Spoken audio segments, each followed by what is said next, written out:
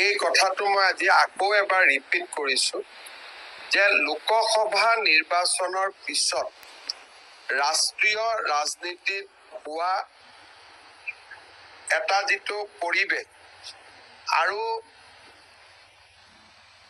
ধুবুৰীৰ দৰে লোকসভা নিৰ্বাচনত এটা বিশেষ দলৰ বিজয়ৰ পিছত আমাৰ ৰাজ্যত কিছু ব্যক্তিয়ে অপৰাধজনিত কাম কাজত তৎপৰ হৈ উঠা আমি দেখা পাইছো আৰু প্ৰায় 22টা ঘটনা আগত সংঘটিত হয়। যোৱাকালি ঢিং, তেজপুৰ, গোসাইগাঁওতো এনেকুৱা ঘটনা সংঘটিত হয়। এইটো নহয় যে এনেকুৱা বিক্ষিপ্ত ঘটনা আন জিলাসমূহতো নহয়, কিন্তু হঠাতে এই ধৰণৰ ঘটনাবিলাক বাঢ়ি যোৱা আমি দেখা পাইছো আৰু তাৰ পৰিপ্ৰেক্ষিতত আমি ল'বলগীয়া কঠোৰ সিদ্ধান্তসমূহো আমি য'ত যেনেকে পাৰো আমি লৈছো। মই ভাবো যে ৰাজনৈতিক পৃষ্ঠপোষকতা নাথাকিলে এই ঘটনাবিলাক কমি যাব, কিন্তু এই ঘটনাবিলাকত যেতিয়া ৰাজনৈতিক পৃষ্ঠপোষকতা আহে, ছ'চিয়েল মিডিয়াত তেওঁলোকক সমৰ্থন জনোৱা হয়, সাহস জনোৱা হয়, তেতিয়া অপৰাধীয়ে সাহস পায় আৰু অপৰাধীয়ে সাহস পালে এই ঘটনাবিলাক সমাজত বৃদ্ধি হয়। গতিকে মই সকলোকে অনুৰোধ কৰিম যে এনেকুৱা ঘটনা যাতে সমাজত নহয়, তাৰ বাবে সমাজ একত্ৰিত হৈ থাকিব লাগিব, সংগঠিত হৈ থাকিব লাগিব আৰু ৰাজ্য চৰকাৰে লোৱা কঠোৰ পদক্ষেপসমূহক সমৰ্থন জনালে আমি এই কাম কাজসমূহ বা এনেকুৱা অপৰাধবিলাক ঘটনাসমূহ আমি নিৰ্মূল কৰিবলৈ সক্ষম হ'ম।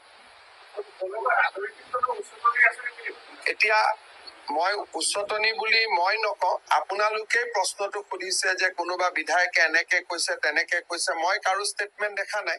আপোনালোকে দিয়াৰ প্ৰশ্নটোৰহে মই উত্তৰ দিছো যে যাতে কোনেও এই ঘটনাক লৈ ৰাজনীতিকৰণ নকৰে।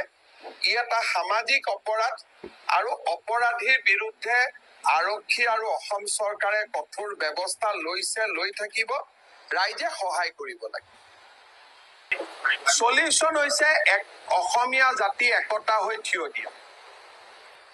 গতিকে অসমীয়া যেতিয়া একতা হৈ থিয় হৈ থাকিব তেতিয়ালৈকে ক'তো অসুবিধা নহয়, আমি চলি থাকিব পাৰিম। কিন্তু আমিয়ে যেতিয়া একতা হৈ নাথাকো তেতিয়া আমি দুৰ্বল হৈ যাম। আজি ঢিঙত যদি আপোনালোকে চাই, এইটো খালি ধৰ্ষণৰ ঘটনা নহয়, অসমীয়া মানুহখিনিক বাৰে বাৰে ভীতিগ্ৰস্ত কৰি থকা হৈছে যাতে শেষ অসমীয়াখিনিও তাৰ পৰা ওলাই আহে। এদিন ঢিং অসমীয়া সভ্যতাৰ পীঠভূমি আছিলে, আজি তাত এতিয়া 10,000 অসমীয়া মানুহ ওলাই। ঢিং টাউনক বাদ দিলে তাত আৰু অসমীয়া মানুহ নায়েই, অথচ গোটেই গাঁওবিলাকৰ নাম চাব গোটেই অসমীয়া নাম। গতিকে এই ঘটনাটো অকল ধৰ্ষণৰ ঘটনা বুলি ধৰি নলব, ইয়াৰ পিছফালে এটা ডাঙৰ ষড়যন্ত্ৰ আছে। বৰপেটাত এটা ঘটনা যদি হয়, তাত আপোনালোকে দেখা পাব ঘটনাবোৰ মাৰ্জিনত হয়। তাৰমানে যি গাঁৱত ডেমোগ্ৰাফি চেঞ্জ আৰম্ভ হৈছে ঘটনাবোৰ তাতে হৈ থাকে, যাতে মানুহবিলাক সোনকালে সোনকালে তাৰ পৰা ওলাই আহে। কেইদিনমান আগতে বৰপেটাত এটা ঘটনা হ'ল, শ্মশান এখনৰ সন্মুখত গৈ পেলাই তালা মাৰা হুলস্থুল লগাই দিলে। কিয়? তাত অলৰেডি আমাৰ মানুহে মাটি বিক্ৰী কৰা আৰম্ভ কৰিছে। হুলস্থুল লগাই দিলে মানুহে ঘৰ এৰি গুচি আহে, তো মাটিখিনি সোনকালে বিক্ৰী হৈ যায়। ইয়াৰ লগত মাটি বিক্ৰী এটা ডাঙৰ ষড়যন্ত্ৰ লুকাই থাকে। আজিয়ে মই আপোনাক কওঁ, ঢিঙত যিজনী ছোৱালীৰ লগত ঘটনাটো হ'ল, পৰিয়ালটোৱে মোক আজি জনাইছে যে তেওঁলোক আৰু ঢিঙত থাকিব নোখোজে। তাৰমানে কি? এটা সফল হৈ গ'ল, 5 বিঘা মাটি গ'ল, আৰু মাটিটো কোনে কিনিব? এনেকুৱা অদ্ভুত দাম তেওঁলোকে আগবঢ়াই দিয়ে, যি মাটিৰ দাম 5 লাখ টকা 50 লাখ টকা দিম বুলি কৈ দিয়ে। তেতিয়া মানুহে আৰু কিমান দেৰি ৰখি থাকিব?